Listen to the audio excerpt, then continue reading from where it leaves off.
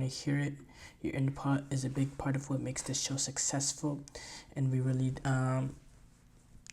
thrive on your energies and insights. Whether it's a quick comment, a thoughtful question, or an opinion you just have to share, don't hesitate to drop it in the chat. And if you want to make absolutely sure your message stands out and gets featured on the show, there's an easy way to do that as well. Use the super chat feature. Just click the $ at the bottom of the chat box. It sends in your super chat. This guarantees that your super chat gets on the air, and it's also a fantastic way to support our channel. We rely on your support to keep bringing you the sports content you love, and we appreciate every bit of it. So go ahead, let us know what you're thinking. Hit that super chat button, and let's keep the show as interactive and exciting as possible. And if you prefer, you can always go to the GSMC Podcast.net to tip, donate, and leave a comment or question there. We couldn't do what we do. We couldn't do what we're doing without your amazing support, and we're really thankful to have you as part of our community.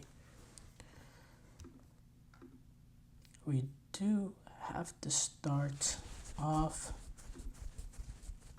with Atlético Madrid drawing against Real Madrid 1-1. Late equalizer from Atlético Madrid. They continue their early season pattern of getting the late goal to save points, to win games. In this instance, equalize in the 95th minute, 95th minute in stoppage time.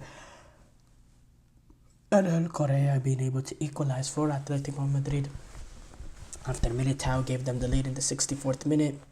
And between that, we did have that 15-minute stoppage of play because of fan behavior, fans throwing things on the pitch. In general, the fans just getting a little ruckus out there. After that initial goal for Militao caused the game to be paused for a little bit.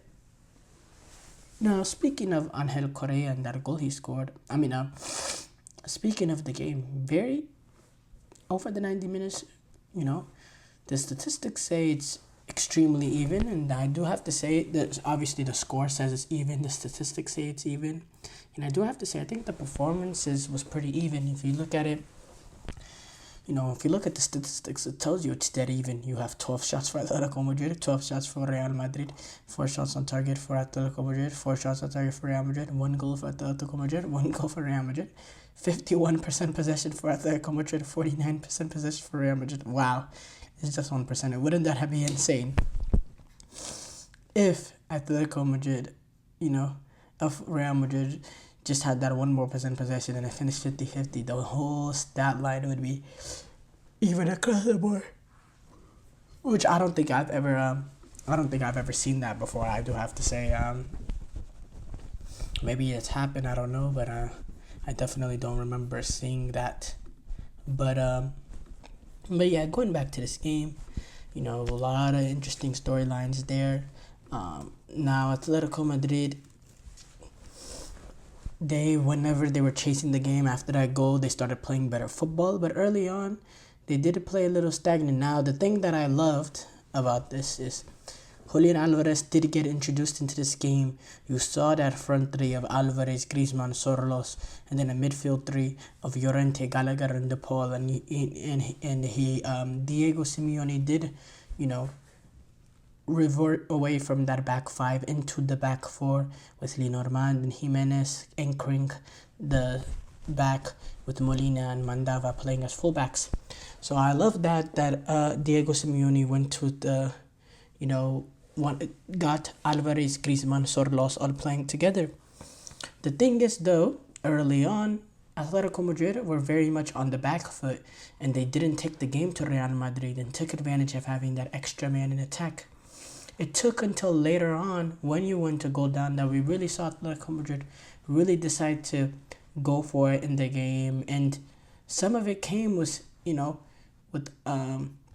and you didn't really get to see that front three, the dynamic front three that we wanted to see, because they were all pretty much defending earlier on in the game. And for me, again, that was a little bit disappointing. You go with this lineup, and yes, you're sacrificing a defender, so you do want them to be numbers behind the ball. You don't want to get caught out or anything of that sort. But at the same time, you brought on that extra attacker for a reason, is to go and win these games, is to go and take it to the opposition. And they didn't do that early, They didn't take it to the opposition. And for me, it was a little bit disappointing. Simeone, he got the lineup choice correct, yes. But I thought they could have went for it a little bit more earlier in the game. What we saw from Atletico Madrid that last 20 minutes, I think we could have seen that from the beginning. But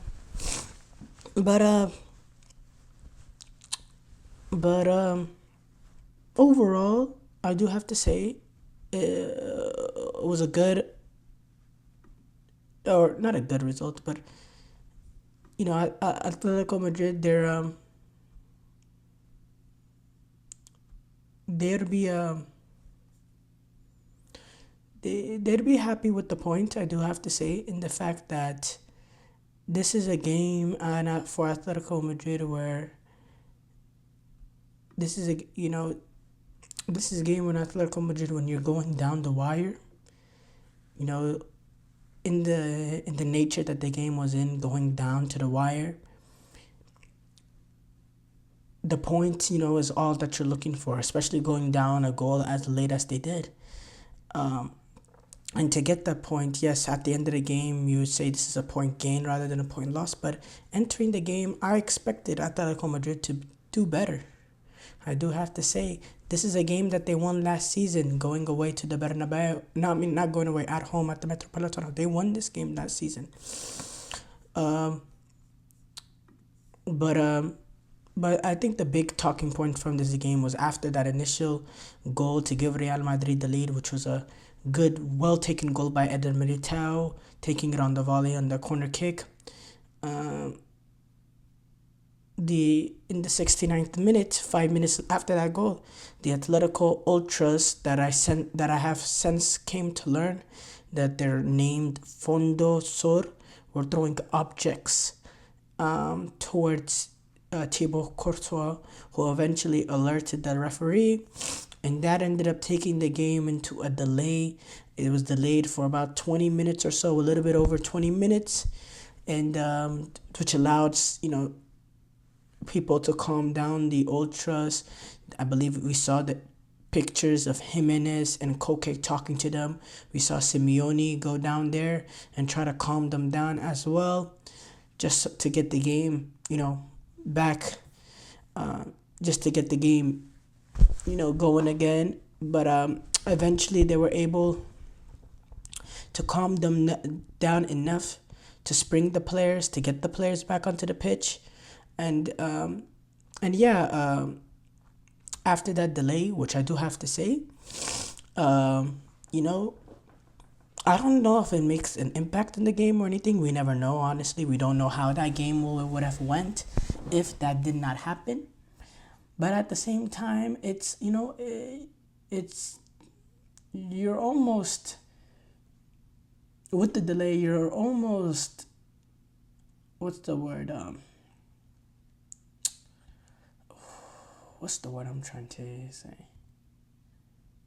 You're almost allowing the ultras to leave, on a positive, saying, "Oh, we helped the result," and that's the part that I don't like. Don't hugely love about it, is that Atletico Madrid did get the draw, and you just don't know whether or not that that delay might have helped them or not. And but overall, regarding the game, as far as Real Madrid, I thought they played pretty well. Them being out without Mbappe, a key player into the team. Carlo Ancelotti, I said he had multiple options. With the loss of Mbappe, you could, bring in Endrick and play, like for like Endrick, subbing him on for Mbappe. That's one option. You could you could have brought on a left-footed player in either Arda Güler or Brahim Diaz, allowed to be a little bit more balanced, and put Rodrigo playing through the middle. Or the other option is you play Vinicius and Rodrigo up top alone, have Bellingham playing similar role as last season, operating behind them, and putting Modric in the midfield to have a little bit more control of the game. He opted for that, and overall, I thought it was a really good game. Koke, speaking of the game, saying these are matches with a lot of intention, a lot of intensity. It was a very tense moment. This can't happen on a football pitch. We are footballers, professionals, and we have to be intelligent. But four people can't pay for the rest of the stadium. And I do think you see Real Madrid still have an issue with replacing Toni Kroos, because even with Modric coming in, they're not able to control the games in midfield, so far up to this point in the season as they were last season. And, now obviously regarding the result of this game with the draw, both teams dropping points there, you still move closer to Barcelona, who lost to Osasuna, and now Madrid find themselves 3 points behind them. They entered this week 4 points behind them. Atlético Madrid, they find themselves 5 points behind Barcelona, and they entered this game 6 points behind Barcelona. So there's that as well. But overall, this is what it is. It is the Madrid Derby, and I think both teams will be semi